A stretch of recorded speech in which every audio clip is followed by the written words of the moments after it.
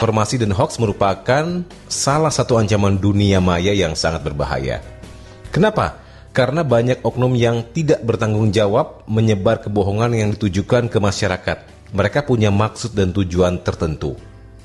Begitu juga dengan konten yang provokatif yang banyak menyulut emosi warganet atau netizen. Nah, maraknya hoax yang terus berdatangan menjadikan masyarakat kita harus lebih berhati-hati dalam mengakses informasi yang tersebar luas. Kalau bicara hoax, Papua rentan sekali dengan berita palsu dan konten provokatif karena banyaknya pihak yang tidak menghargai pembangunan yang dilakukan pemerintah. Oleh karenanya, masyarakat harus tetap kembali mengecek sumber informasi yang terus berdatangan agar sumber keakuratan dari berita tersebut bisa dipertanggungjawabkan. Publik harus mendapatkan edukasi yang benar dalam memilah mana berita asli dan mana yang palsu. Saring dulu sebelum sharing, ini yang paling penting.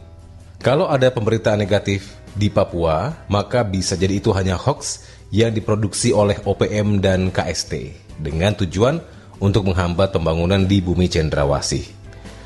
Hoax dan konten provokatif, apalagi tentang Papua, sangat menyebalkan karena bisa meracuni pikiran pembacanya. Dengan konten hoax yang tersebar, membuat masyarakat harus terus mengedukasi diri agar tidak mudah tersulut oleh provokasi yang merebak di dunia maya ataupun secara langsung di tengah-tengah masyarakat.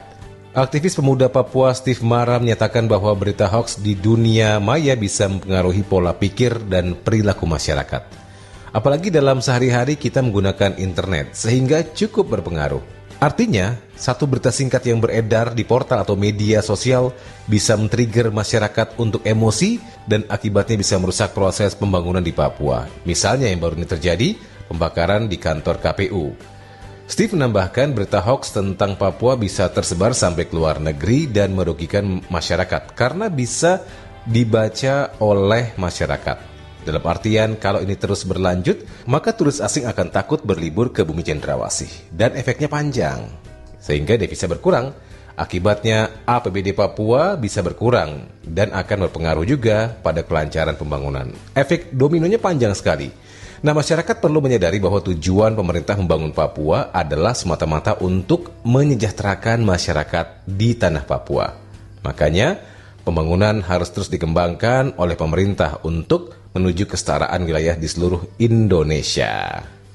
Dengan memahami tujuan baik pemerintah membangun Papua bisa menjadi penghalang atas ancaman hoax. Walaupun bukan orang Papua, tapi sebagai saudara sebangsa dan setanah air, kita juga harus dong ya mensukseskan berbagai kebijakan pemerintah seperti pemerataan pembangunan dan juga program Otsus demi Papua yang lebih baik.